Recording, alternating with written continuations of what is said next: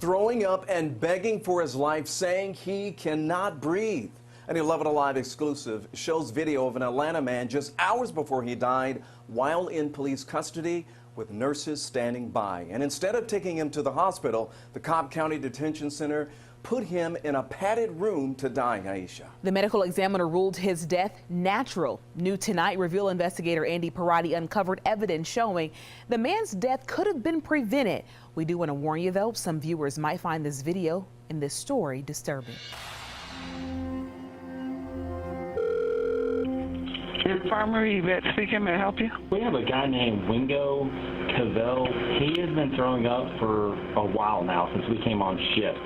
You seen it? Yes, ma'am. I've seen him throwing up. From the moment he stepped inside the Cobb County Jail, nearly everyone thought Cavell Wingo was sick. Everyone, that is, except those who needed to believe him the most. I'm sending you one down. He's on the way. He's like laying on the floor screaming. He's sweating. He said he's got abdominal pain. He can't fake this. Video recorded inside the jail in September 2019 has no sound, but interviews conducted by investigators with deputies and nursing staff paint a picture of what happened the night Wingo died. He was asking for help. He was standing at the glass, repeatedly asking for help, and he could not breathe. And he had actually fell backwards onto the floor and crawled to the window and was asking again, begging for help, and he could not breathe. When he yelled at me, or he was yelling in the sunblock, he said, "I need to go to the hospital. I can't breathe." I talked to him for a minute, and I was like, "But if you're hollering, you are breathing." So once he banged on the door, he fell back because I'm assuming he couldn't breathe. I saw him fall back. It started just before midnight on September 28th when a deputy transferred Wingo to the infirmary after complaining of severe abdominal pain caused by an ulcer. Wingo was in custody for drug possession. He was saying, "I'm not going to make it. I'm finna fall out the wheelchair." And I was kind of like, telling him, like, "No, you're going to be all right. We're almost there." Records show for more than 7 hours, the 36-year-old father of 3 repeatedly begged to be sent to the hospital.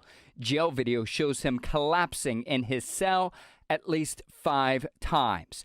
A charge nurse named Annalene Visser said she believed Wingo was detoxing and only wanted to go to the hospital because he was drug seeking. She refused to take his vitals or allow anyone else to do it. Me and the secretary, Tiana, both asked the charge nurse, Annalene, hey, he's asking for help. Can we help? Yeah. She said no. The charge nurse then requested deputies send Wingo to a padded isolation room.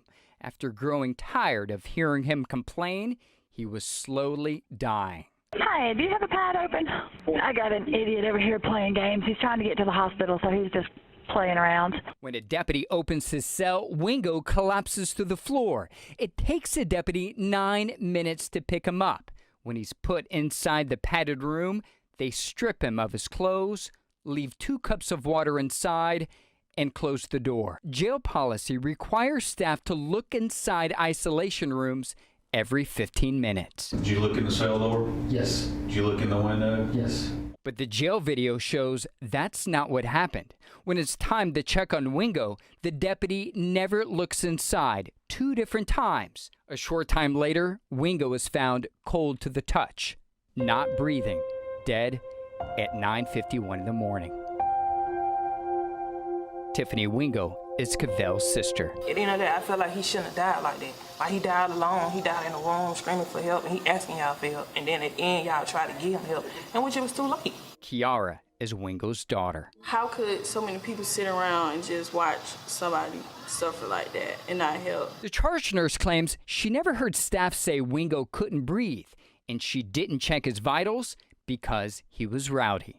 Explain rowdy. He was loud. He was, I don't know what he was saying. He was just disruptive. Timothy Gardner is the family's attorney. He wasn't loud. He wasn't disruptive. He was in pain. She also claims that he was fighting other inmates. He wasn't fighting other inmates. He was fighting for his life. And she chose to even observe that. Not even sheriff investigators believe the charge nurse. You said that if somebody's acting out, you don't take their vitals. We've seen the video, and I've yet to see him throughout the video acting out at all. This past June, the sheriff's department concluded its investigation, finding no crime committed or jail policy violated.